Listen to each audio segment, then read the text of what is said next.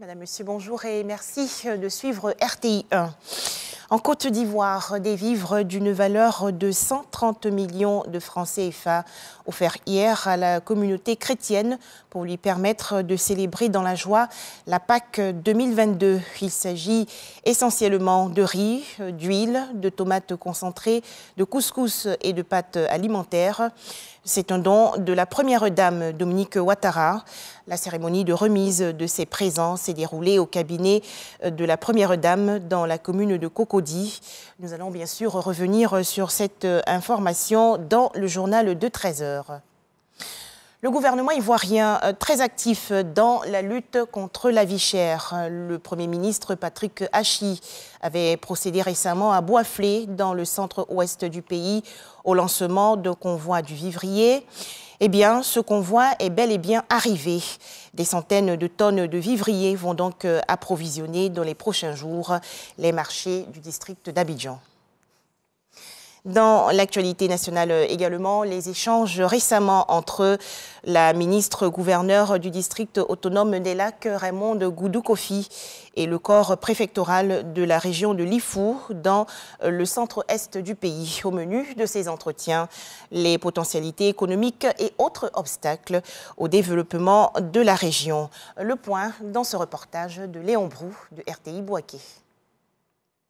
La ministre-gouverneure du district autonome des Lacs face au corps préfectoral et les directeurs régionaux en poste dans le Lifou.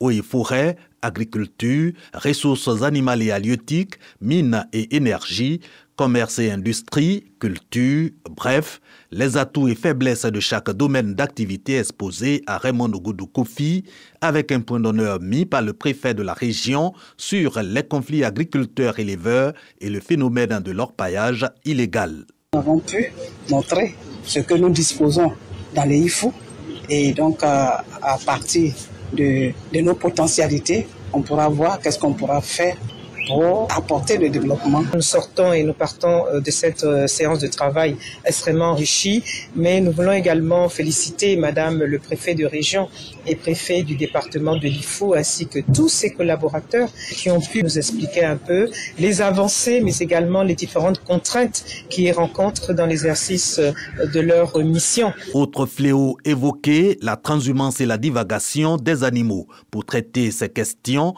la ministre-gouverneure instruit à la mise en place d'un comité régional comme dans les régions précédemment visitées. Il s'agit d'une Zi et du Bélier. Ici, à Daoukro, Raymond Goudou Kofi assure encore de l'intégration des informations recueillies dans les 3 régions à la planification du développement du district autonome des Lacs.